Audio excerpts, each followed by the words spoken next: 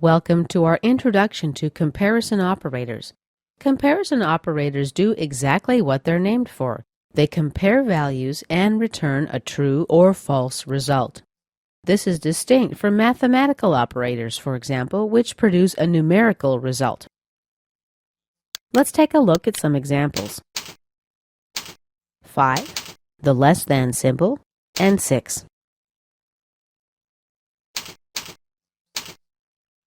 This produces a true result. Now, if I change the argument to 5 is less than 4, my result is false.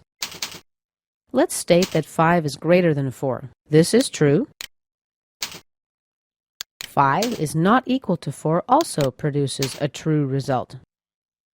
Let's check that out.